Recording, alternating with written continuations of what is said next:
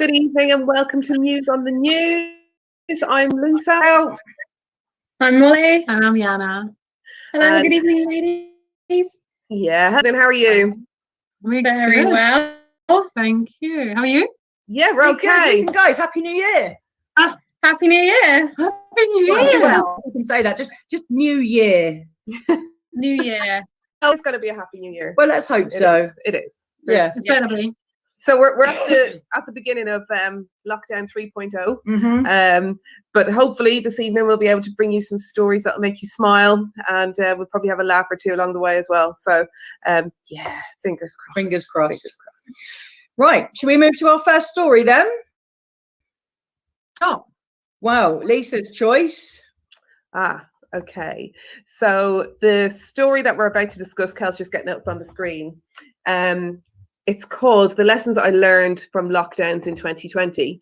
And I really like this story because it starts off with a bit about not putting too much pressure on ourselves in lockdown. And I think people were really quite guilty of that first time round, weren't they? You know, people were wanting to bake fresh bread every day and, you know, wanting to exercise every day. And sometimes, you know what, we need to just take the pressure off ourselves, don't we? I think sometimes we can set these targets for ourselves, and it's a little bit like New Year's resolutions, where, you know, you set these, you have these grand ideas and you set yourself up and you really, really want to do them. But actually, if you don't make it, it's okay. It's totally okay, because times are really hard.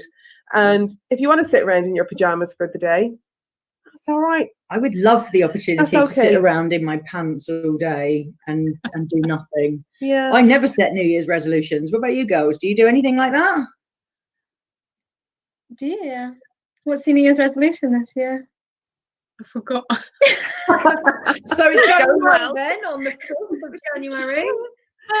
It's good. Like, I think we always have that opinion of like, it's a new year, it's a new start, you know, we're all kind of energized, we're going to try and maybe do a few things, but I'm not sure we're not that strict, are we? No, because we're pretty good throughout the year, which we eat healthy, we exercise, we do help others, we work, we like. Oh, you're selling us to be like perfect humans. Yeah. So we don't feel like we need more stuff. You know, if you've got a perfect life, you could pick something else, couldn't you? You could learn to juggle or crochet cat. I've remembered.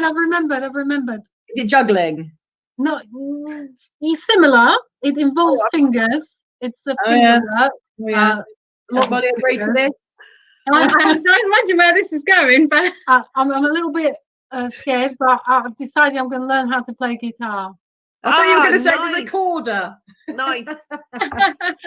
I haven't got a musical tone in my body. Bone. Neither have I. Or a tone. Literally nothing. But our friend Jenny, the comedian, she loves the music and she's always there with the guitar and singing, and she can sing and whatever. But I can't. But I always said to her that I'd love to be able to play guitar. So she's going to give me one of her old guitars and she's going to teach me. Apparently. See, you guys have the same problems we do. Is you're both key workers, we're both key workers. So you don't get locked down, you don't get furloughed, you don't get this time to sit around in your pants, get up at midday, pick up a guitar and spend a couple of hours, strumming. I'm going to fit it in. But with the first lockdown, like I think like everybody, we've had this idea of doing this, that and whatever because it's a lockdown. And the first week, literally, we stripped the things off the wall and we started painting. And 3 days later, I was absolutely exhausted and realised that I was just on my rest day. So now I'm going back to work. So actually, I can't do it anymore. So and that's fine. You know, that's fine. Do you know, you talking about your intention to learn to play the guitar, you've reminded me of our friend Saini. So she had a similar resolution a few years ago and can now play the guitar brilliantly. But she posted a thing on her Facebook today and she said she was apologizing because it was the 5th of January and she just could not do vegetarianism for January. She just couldn't. 5 days failed. So, and she was totally forgiving herself for that. So that's kind of the thing. I just think, you know, we just need to be kind to ourselves at the moment. You know, it's quite stressful for lots of people. I think we need to be kind to ourselves all the time. I don't think this should be exclusive to lockdown. Particularly now, though, I think we are guilty of putting high expectations on ourselves, and we don't need to do that. It's different. We're this okay. time. We're okay as we are. It's a different lockdown, though, isn't it? Because last time it was summer, and even if you couldn't go anywhere, you could sit in the garden, or you could find a green space, and you can go for walks and stuff. Now it is so cold, and all these people are like, I'm going to go and run off the winter way. It's a lot more difficult now.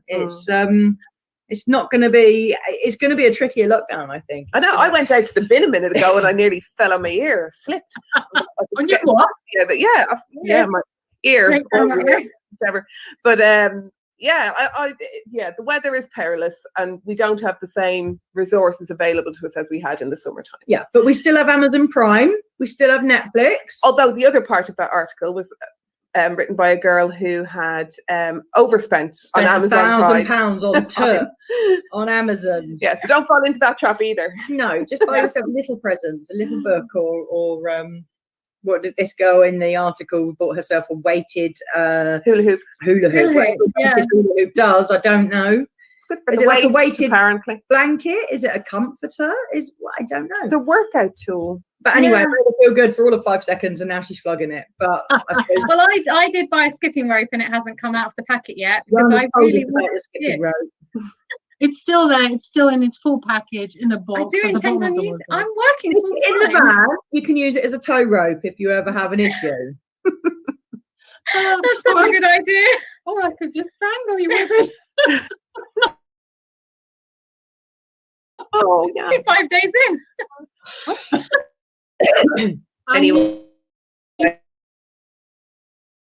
It wasn't 100% well when I got it, and I knew I wouldn't be able to use it, but I was aiming for a point in the future where I would be fit enough to use it, and I'm pretty much there now. So sorry, I'm being unfair. You will use it. This is the roller skates all over again, isn't it? No, I'll tell you what it is. It's what I do when I'm trying to lose weight, and I buy a pair of jeans that are too small. Yeah. It gives you a goal, or it just sits in the cupboard for years. And then she plugs it. Oh, but you're definitely right. I think whatever we went through last year, whether we worked and tried to combine stuff, or we didn't work, or we were on furlough, or whatever, we need to be kinder to ourselves, because we've all had a tough year, whichever situation we've been in. I think it's really important that we start the new year being kind. So kindly start skipping on your rope. I will, I promise. You kindly start strumming. We're not in there. Right. Next. Ropes and strumming. Right. So next we're going to go to the girls. And it was quite difficult to find happy or positive news this time of year. And, we all struggled. So I went through all sorts and ended up with this, which is talking about a gentleman who decided to give up his takeaway coffees and cakes, which he then invested and made him another couple of £100 or £251 profit. So just for giving up takeaway coffee. So now it's a tricky one, because obviously we want businesses to keep going. But I do feel like people are addicted to their coffees, and that's fine. But they cost quite a lot of money, and if you have one or two every day, not bad stuff. Calories, bad stuff, but it costs a lot of money. So maybe just by reducing that to a couple a week. Yeah.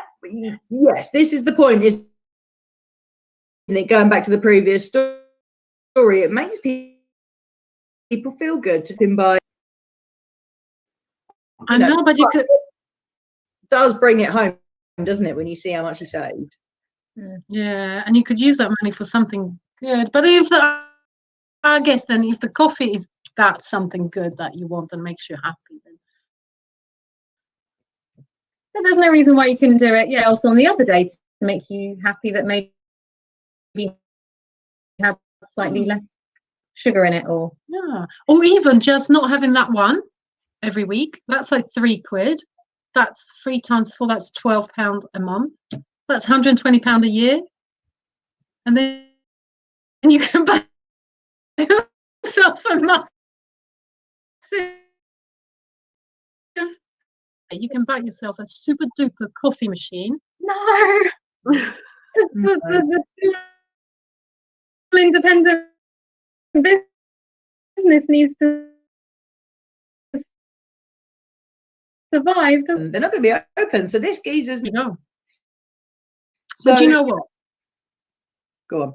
Sorry. So, you know, that's fine. That's what he decided to do. And if people want to buy coffee, that's great. But we were quite said the other day. We drove to Guildford, and we see all these people out on the streets walking with the takeaway coffees. And great, have them, enjoy them. But why people don't use their reusable shop that then we have to recycle? You can't even recycle them. Can you? Because that's one of the few things we can do at the moment, isn't it? So Guildford distancing, sitting on benches and stuff. It was a beautiful day. Every single person had a takeaway coffee cup and like a pastry or something. The bins were overflowing. There was just litter everywhere. And you think, oh, I know people don't want to carry their cup home, but there's some that like go down now, isn't there? So they can fit into your handbag. And at the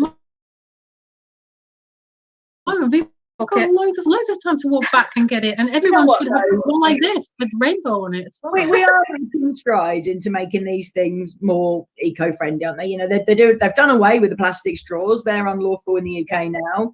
Are they? Yes, they are. Yeah, you haven't been able to get plastic straws for quite some time now.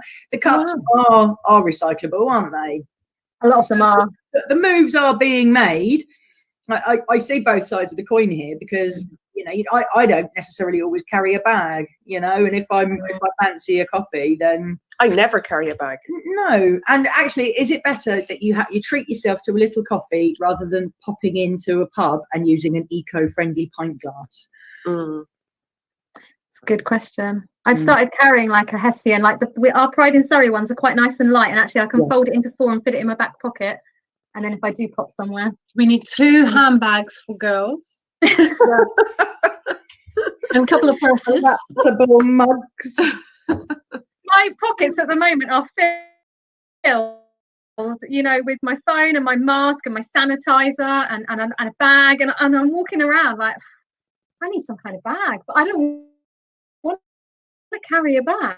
I just want the bag. You leave it everywhere. Yeah. And yeah. then I've done that with all sorts of rubbish. And it just gets full of tissues and half sort of packets of chewing gum and Pernicas. A locket that gets warm and then melts to the bottom of it and makes you know what, my bag, I do have a bag, I just don't carry it everywhere. It's always full of leaves, where one of our kids gone, oh, this is a really good leaf, and you go, oh, it's really nice, and you pop it in your bag, and then you go to look for your car keys or something later, and it's just full of rotting leaves. Yeah, they go all crispy, don't they? Yeah. Seriously? But I think the basis of the article is really interesting. So, you know, it is a time of year where people start trying to save a few pennies maybe, and a lot of people sort of do the account skimming. Do you have any kind of saving schemes? Do you save £1 coins or keep every £5, or do you do any of that? We do have a thing where we do collect all our change, especially now we're not really using cash, so we've got a couple of like bags them up and put them into the bank account. Just have a saving account. I think every month I just put like £25 for my saving account. So, I do. But it's really good, isn't it? If you can just put your 2p pieces or the odd pound coin, actually they do add up to quite a bit of money. Well, isn't it? I think at the end of every day, it rounds up the pennies in our account, so it goes all right. We've chucked 70p into your sub account. I don't notice it at all. It's like not like saving, which we find hard to do because we like to spend. But well, we started using an app. I don't know if can I say the app? Yes. Yeah. So we started using a similar thing. It's a round up thing, and you can tell it to take a tenner a week or however much you want to spend. And between October and Christmas time was like 360 quid in there. And Nice. it takes it and you don't even realize it's gone. I just think that those schemes are quite good. If you don't want to interest on that, like nobody's paying interest on anything at the moment. There's no interest. There's no interest. It's just your money going in there, and you know, actually But it's easy because you're not noticing it going out. So, you know, but for people that are especially bad at saving, or people that, you know, spend every penny they've got and they live paycheck to paycheck, that, you know, for those people that might not notice the odd quid here or there going out. It's a good habit former. But we actually started it because it does give you the option to invest some money as well. So you can invest a little bit of it, and it puts it into safe places to invest, so it grows it. But we haven't actually done that yet.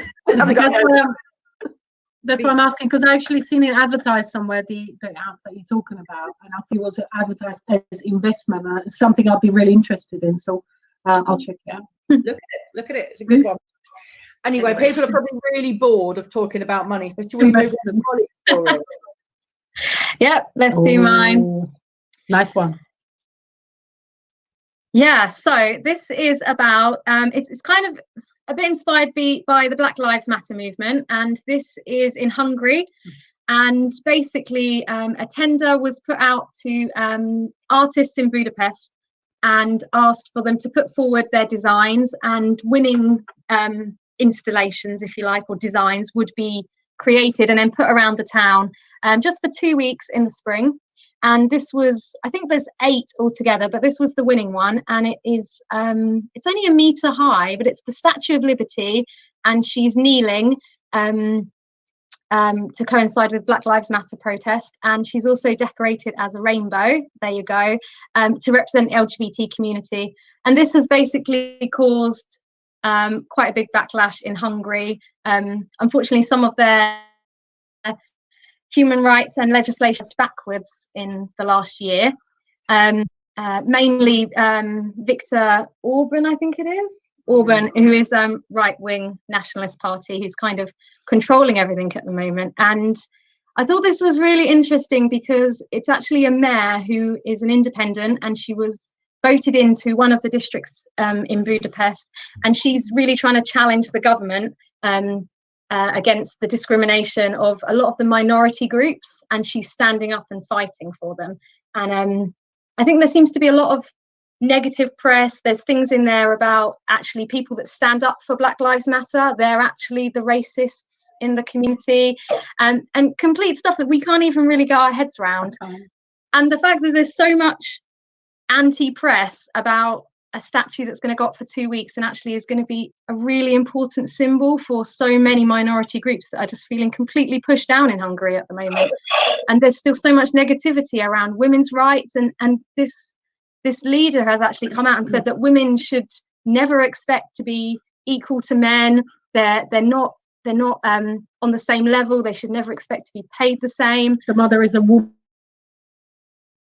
and the father is scary. It's the old-fashioned gender roles, isn't it? And I feel like linking with some of these articles and talking to people, we have Hungarian neighbours, and seeing how they feel about it, because actually they don't feel that country is representing them at the moment, and that's really sad, because they're in the Union, and there should be a little bit more around their human rights, and actually that these people should feel safe. I think he was threatened that if this installation goes ahead, that it will be ripped down, that he might be personally attacked. For putting out a message that is all around the world at the moment. It's so important that we put that message out there. Yeah, it's frightening, isn't it? The rise of the right-wing opinion and the nationalists at the moment. But but particularly the issue around Black Lives Matter, which is such an important movement, and the reaction that's got from certain members of the community is horrific. And you know, nothing annoys me more than the All Lives Matter brigade, because they completely miss the point. And I read the article, and they're saying basically that people that stand up for Black Lives Matter, they're the racists. By trying to separate Black Lives Matter from White Lives Matter, and it's beyond comprehension how people could make that accusation, isn't it, to BLM protesters. Didn't someone accuse them as well that it's similar to putting a statue of Adolf Hitler up? I'm like, how do you even? It's not even say that. It's not even anywhere near. No. It's scary. And No, carry on. Go ahead. Sorry. No, it's all right. Gonna finish. Oh, well, I wasn't gonna. I was just gonna say, I love Hungary. I grew up going to Hungary every year, a couple of times a year. I loved it there. It's a beautiful country, but wouldn't want to live there right now. No, I've been to Budapest and I loved it. I really, really loved it. Lovely city to visit, but I think now I would probably be quite reluctant to return, which I think is a real shame. And it's not just unique to Hungary, you know, other countries as well in that particular area of Europe are you know, well, across Europe really, but yeah, really quite concerning. But I did want to say that actually I think the piece of art is beautiful. I think it's lovely, and I think Robert, you know, relating to the death of George Floyd. Yeah, it's really powerful. I was really impressed that it's being created on a 3D printer, because incredible. it looks, just what they can do now is fantastic, and it actually means that some of these artists that maybe don't have a lot of money are able to express their views and create something without funding them. Really exciting. I mean, I hope that it goes ahead without too much trouble, and it would be really interesting to see the other art installations, because I love seeing art in the city. You know, I miss going up to London and seeing creations that are just out there for anybody to walk past and see and experience and have their own opinion, you know, and you can make up your own mind. You know, you might not like it, but sometimes the message is worth listening to, and you might learn something and educate yourself. I think the broad message of equality in that piece is really powerful, you know, equality for LGBTQ people and people of colour, and I think that it's a message worth spreading. So I hope that it is successful. I hope it does go ahead. Oh, maybe we should write to them and see if they can. I think it's only there for a week. I think it's short Yeah, term, but, 2 weeks. Do you know, I do something wonder. Something that's going to be there for just a week. I know, yeah. I do wonder whether some of this press comes out, because actually there are people like the mayor, and I know in Slovakia you've got a female president who's quite forward thinking, whether because some people are stepping up above the parapet and giving their views and kind of wanting to be more inclusive, it is drawing out the negativity, and that's why we're then hearing about it. But at least it's giving a debate, isn't it? And actually that's the point, isn't it? It's creating that dialogue, and it's making people think, and it's giving people the opportunity to their opinions. And I know we don't all necessarily like each other's opinions, but debate's never a bad thing as long as it's civil. It's civil and respectful. Yeah. I just hope that the art isn't vandalized and isn't damaged and doesn't actually create more problems. Hopefully not. Trying to solve the piece, and we'd be more than happy to have it as our next Pride. That would be lovely, wouldn't Absolutely, it? yeah. So if you're listening, Hungary, yeah. What was the artist's name again, Molly? Yeah, I'm not sure actually. I'm going to need to look that up, because it would be really nice to get in touch with him actually, and just we'll try and make that happen. Yeah. I think we should. Yeah, I can't quickly. With your sort of little bit of Hungarian as well, maybe. Yeah. Did he actually mention it? I'm not sure. I'm not sure he was in the article. That's the thing, because I read it and I can't seem to remember him mentioning it. Might be it. Dangerous. It could be the fact that this has caused such a stir. It's too dangerous for the artist to be named. We'll do some research. We'll see if we can find the artist, and it would be lovely to make contact. We'll try and do that. Perfect. Okay, what's next? Right, so we move on to our final piece then. Yeah, it's you, isn't it? Yes, this is my piece, and I really wanted to finish today. It was so difficult to try and find good news, and I really wanted to finish with something positive. And I found this incredible article about some models that have been used in recent campaigns, and they are not the typical rail thin Caucasian models. We've got this beautiful lady here. Stunning. Yep. She has Down syndrome, and she appeared recently in a Gucci makeup campaign, and it has now been reported that it was the most liked campaign they've ever produced on social media. The positive interaction that this piece actually had was incredible. The article goes on. It's not just the lady with Down syndrome. We've got big, beautiful black women, and we also have something which we don't have enough of, really, I don't think, in the media, which is what they're calling plus size men. And I thought it was absolutely incredible that we've got agencies that are now actually trying to represent real people and, you know, society as it is, rather than keep showing these stick thin women who all look the same, in my opinion. You know, I'm sure they're all very lovely ladies, but it's nice to see some representation for the diverse community that we actually live in media, print and online campaigns. I think it's absolutely fantastic. I think the black lady was even partially sighted, if not blind, actually. And identifies as queer as well. So yeah, so going in there and ticking the diversity poster child tick boxes, but it's being used. Fantastic that the Gucci girl, you know, had more likes on her advertising campaign than, you know, all these other top-notch £1 million. Actually, the public want to see somebody that's different, somebody that's themselves, somebody that they can relate to. I think it's real life, isn't it? We've all got curves, we're all different heights, we're all unique, and we should see that represented in the people that are wearing the clothes that we want to buy. I don't want to see a 6-foot model, because that clothing is never going to look good on me. Exactly. But it's the same, we've all got that, haven't we? There's something about us that we can't see in another person, so diversity is key. We went to Sainsbury's the other day, and because we wanted to get top for Molly. I think it was just like a pajamas or homey top, and in the adult section he only goes down to size 8, and it's like still too big for Molly, because she's literally like a toy.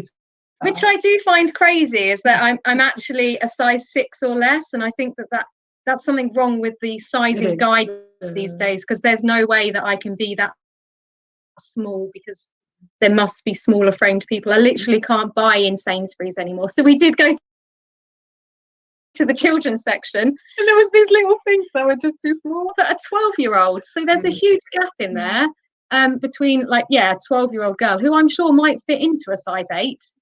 But actually, clothes sizing is a conspiracy. We all know that you can go into one shop and you can fit quite comfortably in a 10 or a 12, and then you go to higher, it tends to be higher end, more expensive brand shops, and you know, you're a size 436, and you have to order it in specially, because they don't keep it on the racks, because they don't want fat people in their shops. And it's an absolute conspiracy, and it's horrific, and they for the most part they're all guilty of it. You know, I can remember when I was a teenager, we used to have, you know, there used to be big girl shops, and they you know, like Evans, a real sign you had to go to Evans, because Topshop only carried up to a 10, and you got, you know, an arched eyebrow from the sales assistant if you actually ever went into Topshop looking for something, because they were like, nothing for you here. And it still goes on today, which is why I think it's so positive now that we've actually got real people appearing in these ad campaigns. It would be really nice to see that it's now followed through with high-end retailers like Gucci actually making clothes for real people, rather than for the people that afford them. You know? No, you're right. It's got to work both ways, hasn't it? Maybe we should sign you up. Dinky dot modeling. But Molly's not an unusual size and shape. You know, there are lots of women that are not tall. It's not an unusual thing. You know, I know we all joke about you know, being little, but she's not 12 years old. She's clearly not 12 years old, and she's, you know, we know lots of people of Molly's stature. So why can she not buy clothes in an everyday retailer? It's madness. I don't know. There must be so many people that do struggle. I know. My friend ordered some stuff over Christmas, or our friend, and it came, and it was a t-shirt, and it was above her belly button, because she's got quite a tall torso, long torso, and you think it's just really tough. And I don't know. So it's really nice to see so much more diversity coming in, and I really hope that does feed through into the shops, and actually you realise that we're not all the same. And also, there's so many shops that are very samey, so if you don't actually like that style of cardigan or blouse or jumper, you've actually ruled out an entire season or entire range. It gets more nice to see, but more standardized sizing. You know, there's a lot of the clothes I like to wear for comfort, and I don't consider myself to be a massive person, but I'll have to buy an XXL for comfort. And I think, you know, what message is that really sending me? That is sending me that, you know, I'm grossly overweight, and I'm not. Because you know, I go into another shop and I'll get away with a medium. So you know, how does it there's no sort of standard sizing, is there? Not even sizing. You could understand if it was different, in America or something, but for us in the high street to be so vastly different is craziness. One of the shops I go to, I almost have to buy large or extra large because they make. Can I say what shop it is? If you want to, super dry. Like how bad are they? Classic example. XL, and I'm not an XXL. No, they've come under scrutiny for this, haven't they? Because, like you were saying, there are certain shops that don't want larger people wearing their products. So therefore, they'll make it so that you are wearing the biggest size, because therefore you are the biggest person wearing their clothes. And it's not right. If I want to buy Superdry, I have to order it online, because you go into one of their stores and they just don't carry those larger sizes. They only go up, at the very most large. But if you want a coat or something, you want a bit of wiggle room in it, don't you? And to order it online. I like this. They're weird. But they are not the only ones, and it is par for the course now. Yeah. But listen, in terms of the models, wouldn't it be wonderful if we could see more of this and actually consider how healthier it would make the modeling industry? All these girls who really want to be models, and I can remember a friend of mine a few years ago, her daughter was desperate to be a model, and she was really starving herself to get down to the required size that her agency was telling her she needed to hit before they would actually begin to promote her. And I just think it's terrible, absolutely awful. Let's strive for normality, normal shapes on those catwalks. None of us are string beans, or very few of us are, on telly and in the media in general, you always read interviews with people that saying, I was told I was too fat for a role, and these are absolutely stunning people that are being told they're too fat for a role because they're a size 8.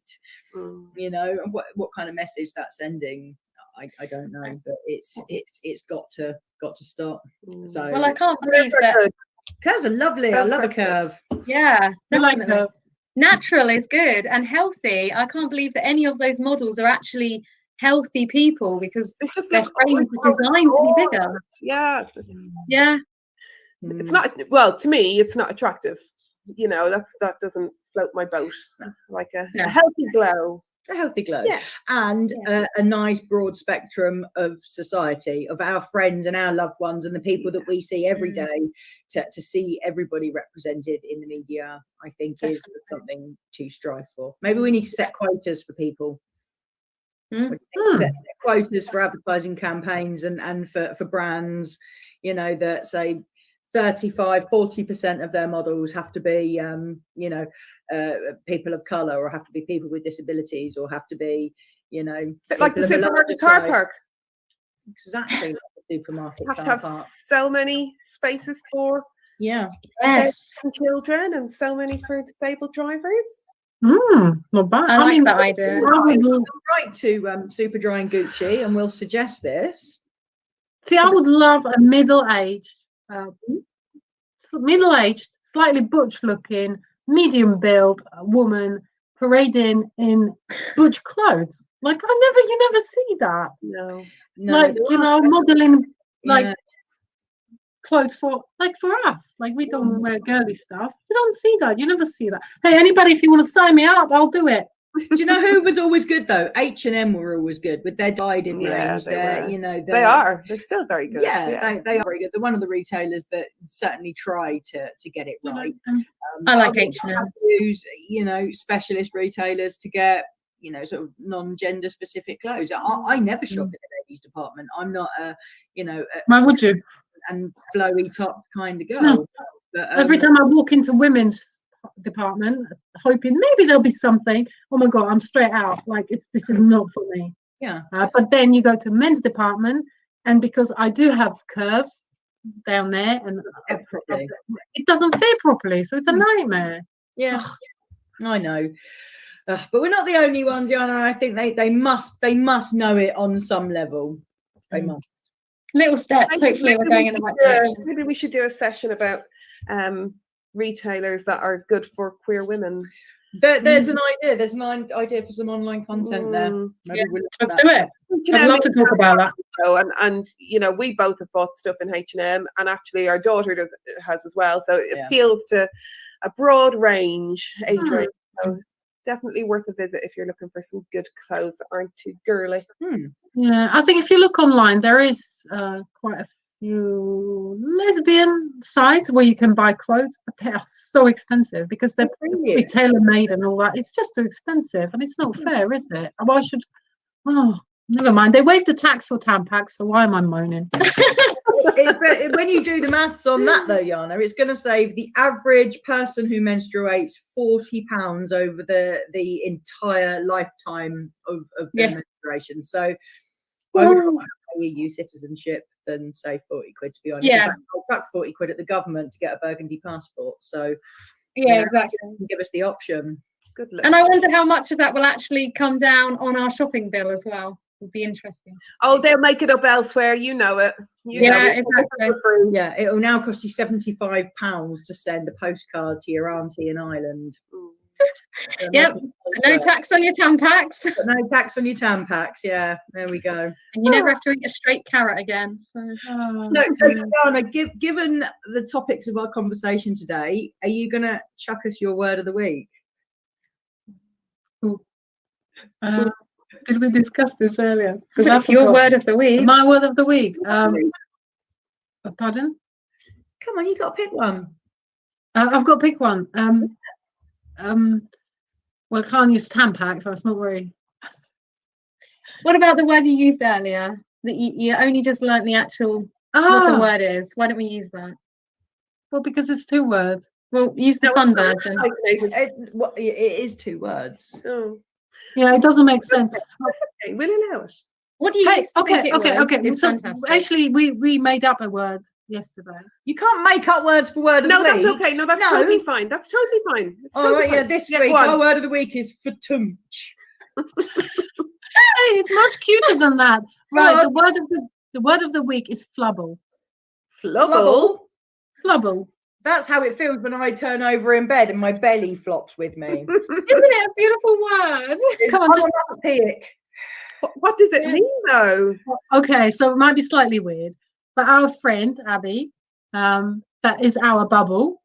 We call each other a flower. She always says "Good morning, flowers," because she's like such a beautiful soul, and she just like always calls us lovely names. So we call her flower back. So it's all like flowers, basically. But because we are also a bubble. It's a marriage. Marriage of Okay. flower and bubble. But flubble doesn't sound like a particularly... No, but it made us laugh, and we needed a laugh. Well, who doesn't? I think you could use it for whatever you want to use it for. And I'd be really interested to see what people call their bubble this week. Okay. Yeah. We'll come back to that next week. We will not be testing that on any of our friends. Hello, flubble. It's not going to go down well. Well, see, for us, for the 3 of us, it's quite cute. It went down really well. We had a good laugh. We had a good laugh about it. We love it. It's special. It is actually very special. She's a good girl, isn't she, Abby? She's a good one. Good one. She's a good one. Right. Are we done? We're kind of there. So who would like to tell our viewers how they can get some help if they're feeling lonely? I think it should be somebody else rather than me, because it's always me. Oh, but you do it so well. No, I don't. I had Kel do it. Yeah, I had Kel do it the other day, and it was really good. I'll have to do it. Yeah, because after Yana did it last time, who knows what the number is these days. Yeah, there's not a 1 in it. So guys, in all seriousness, even though we love to have a laugh with you, if you are struggling, if you need some help, any signposting support during this lockdown or whenever, every day, all day, you can text TALK in capital letters TALK to 88440, and somebody from the Pride team will answer your message and get back to you and help you out. Like a pro there, wasn't that? Very She's good. learned from the best. Yeah, that was professional broadcast quality. That was. Thank you very much, ladies. Thank you. Right, so it's been an absolute pleasure. Thank you for watching, all 2 or 3 of you who are going to watch it. 200 or 300. 200 or 300 of you. Thousand. Yes, I'm sorry. There you go. You that are on our flubble. We hope you enjoyed our show, and we will be back next week. Have a wonderful week. Thank you. Have a lovely week. Bye.